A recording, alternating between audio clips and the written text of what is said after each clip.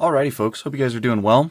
We've got news. Lots of news to go over. So, as you guys know, Hobby Expo China did happen this past weekend, and there was a ton of stuff to go through. So yeah, we're going to jump into it. I am going to note, I'm not going to be covering Inno64 for a while. That's on pause. I'm not going to get too much into it in this video because we've got a lot of stuff to talk about and look at, and it's going to be a longer video as it is. But yeah, no Inno64 for now. They are kind of falling under the Pop Race CM model category, and I don't want to support them right now. They've been doing some weird things that I don't agree with. But anyways, let's jump into the regular pre-orders because, yeah, we'll get those out of the way first. So, Mini GT, we got a pre-order announcement on April 7th, 2025. This consisted of a Veilside. Somebody told me I was saying it wrong. It is a Veilside Nissan Skyline GTR R32 in red, an Aston Martin DBS 007 edition in a black metallic, a Ford Mustang Dark Horse in gray metallic, a Toyota GR86 Type R in an HKS livery, a Cadillac V-Series R from the 2024 IMSA Sebring. The paint on this one does not look right. It's supposed to be more of a gold and it looks yellow, so we'll see how that one turns out. And then we have two RB V-Carb Formula 1 cars from the 2024 F1 Series. Pretty nice pre-order. And then we have another pre-order from the 21st of April. This one consisted of a Veilside Nissan 400Z in orange, a Liberty Walk Mazda RX-7 in that white and blue livery, a Ford Mustang GT3 from the 2024 IMSA Daytona, another Cadillac V-Series R. This one's in pink. This one's from the 2024 Petit Le Mans. Then we have a Nissan Skyline GTR R32 Nismo in like a gray metallic, and then two Red Bull Oracle Formula 1 cars from the 2024 F1 Series. So lots of F1, lots of Veilside, lots of IMSA. Very cool stuff. Okay, Mini GT events. We'll run through this really quick. They did announce a couple small things. On May 18th in Kuala Lumpur, Malaysia, they are doing a meet and cruise event. They will have Glenn's Hyundai Ioniq 5N and Junimai's Nissan Skyline GTR R34 there.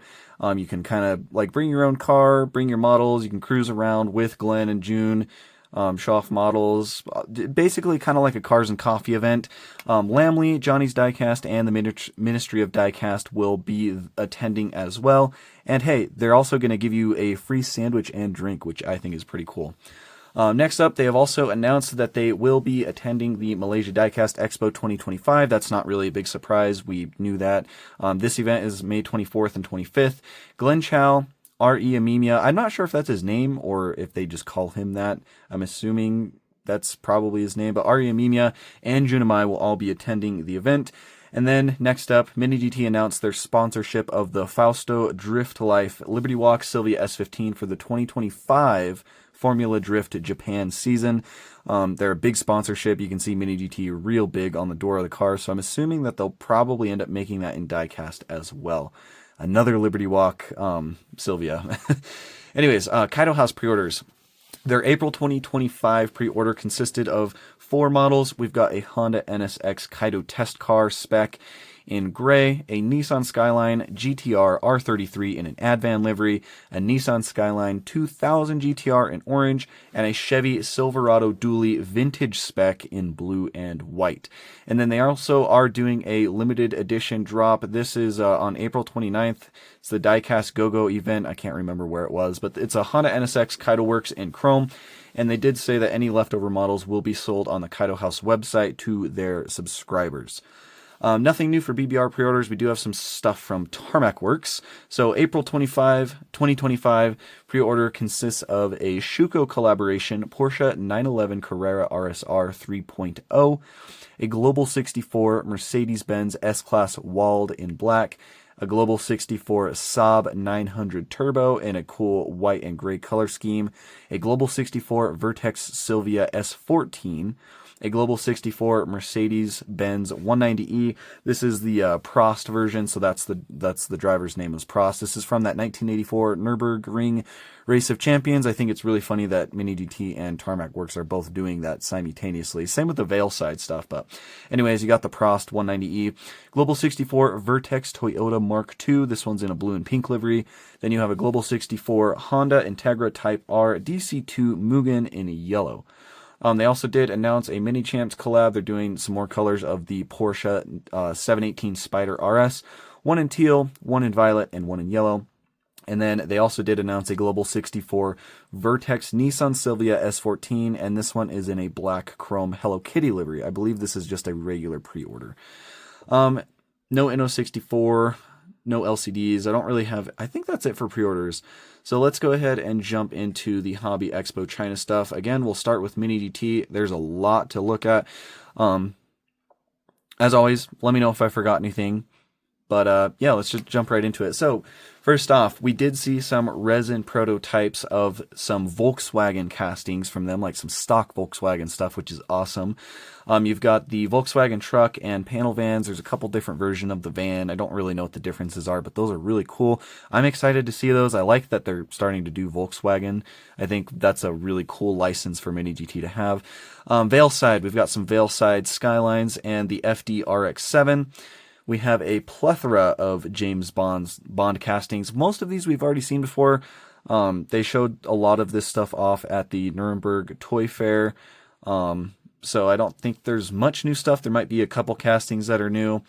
We also did get another group shot of the Mercedes-Benz 190E race cars from that 1984 Nürburgring Race of Champions with like Art and Senna and all that.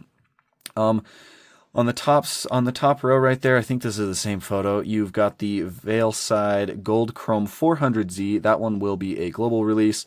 And then the second row right there, you'll see some Bugattis. We've got the Bolide in blue, the Mistral in yellow and black. I think that the Mistral is a new casting that we have not seen before, but I could be wrong. But it's still really cool that they're doing the Mistral. And then that bottom row is some more Aston Martins, a couple Porsche 911 Dakars. New prototype casting of the 2024 Corvette ZR1, which is awesome. Next up, we've got some more of the cars from the Art and Senna line, including like the go-karts, some of his F1 cars, his Honda NSX. Next up, we also have some prototype samples of Glenn's Hyundai Ioniq 5N, along with a stock version. Then we have a prototype sample of the Hyundai Veloster N, which I don't think I really mentioned anything about this, but...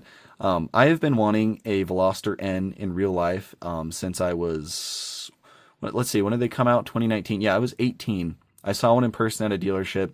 I kind of fell in love with the car. I've been wanting one ever since. So I am really excited that Mini GT is making it. And I think this is I think this model is the one that I'm most excited for from everything we saw at Hobby Expo China. So really cool that they're doing that. I did not think they were going to.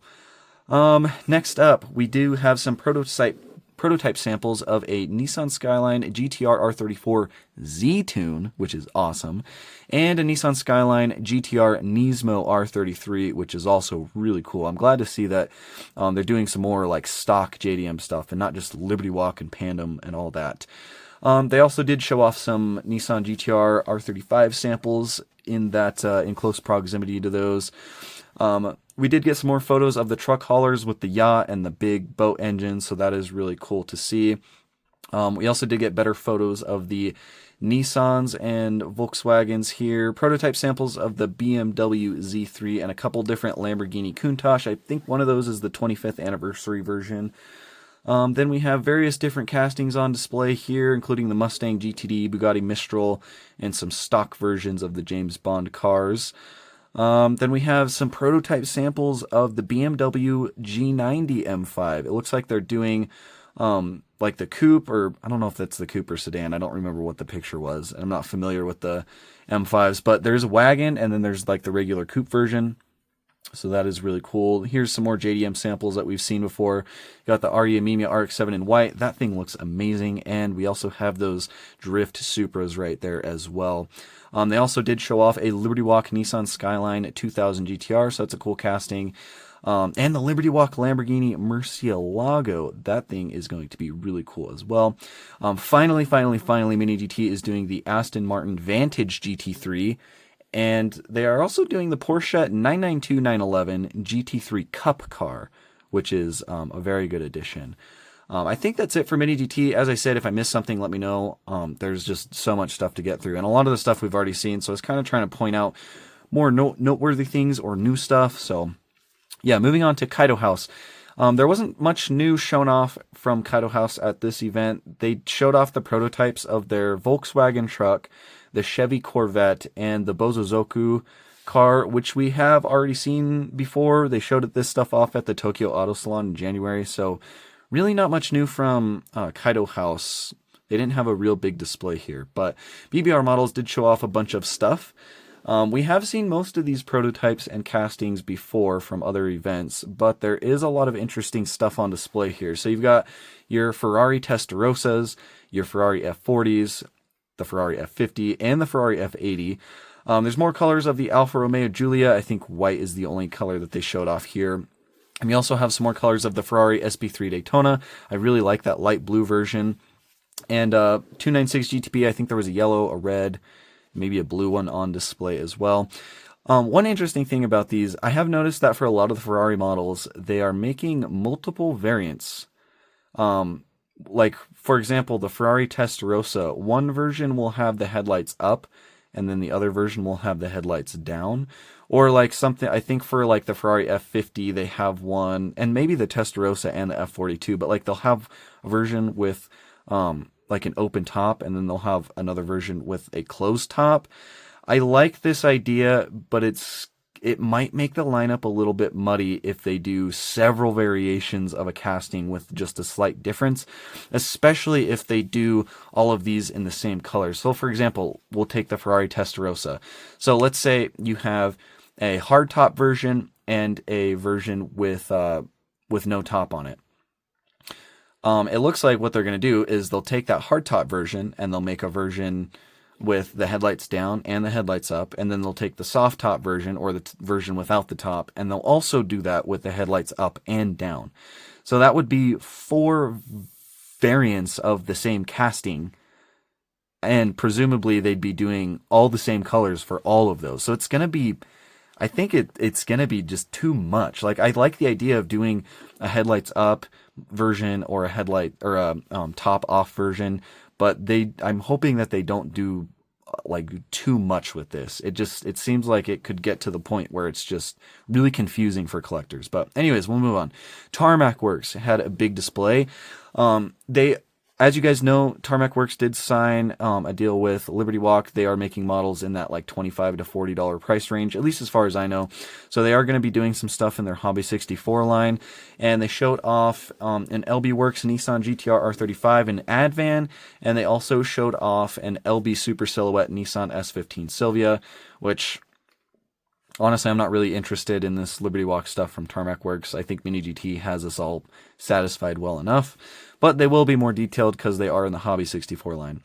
Anyways, moving on. We did see some samples of the Toyota GR Yaris Rally 1 Hybrid and the Toyota GR Yaris Rally 2. So very cool. Then we saw a prototype of the Mitsubishi Lancer Evo 7 in yellow, as well as an HKS version of it, I believe. It wasn't labeled as HKS, but I'm pretty sure that's what it is. They had a Koenigsegg display. There was the Chimera, and I believe the Chimera is in there too. Not exactly sure, but those castings do look good. Again, I wish they were doing these in Hobby 64 and not Global 64. But anyways, then they showed off a couple prototype samples of an Audi A4 Quattro, which is pretty cool. And then Ferrari F40, the 1996 GTE version in the Igol livery, which I think, from what one of you was telling me, that's like the only major livery that we're missing from Tarmac Works for that era of F40. So I'm really excited to see that. Up next, we've got samples of the Vertex Toyota Aristo and Soarer. So that's really cool to see those castings. I feel like I haven't really seen those from many brands before. The Aristo and the Soarer. They are Vertex, so they're not stock, but still really cool.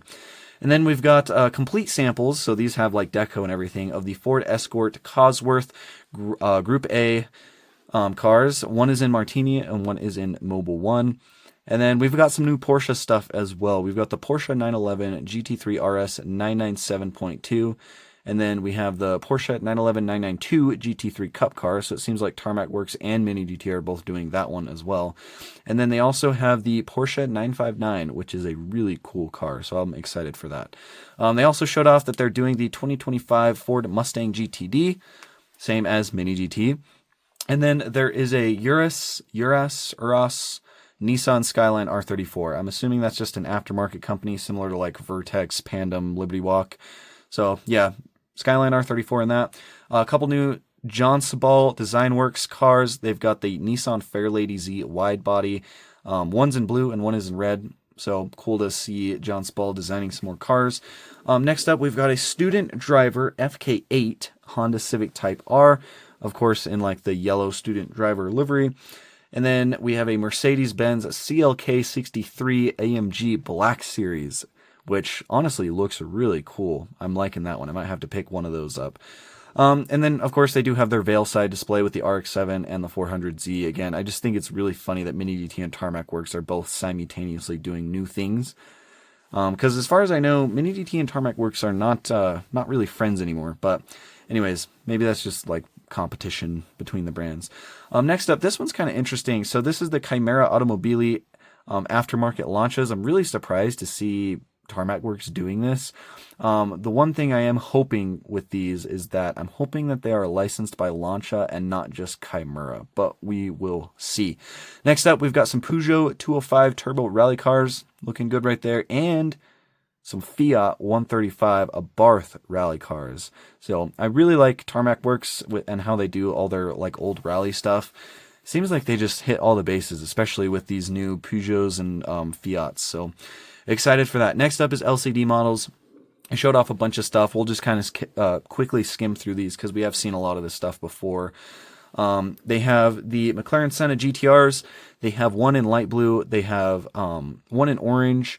And they have a Marlboro livery one. So interesting to see that on it. I'm assuming that McLaren okayed that. I hope.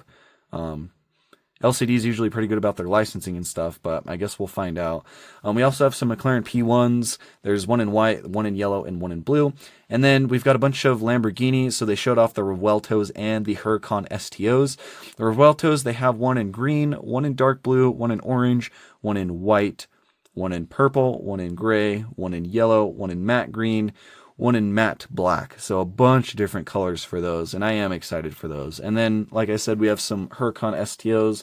There's one in gray and yellow, there's one in white and blue, there's one in purple and yellow, and there's one in green and orange. And then, as per usual, they show off a bunch of their Paganis as well.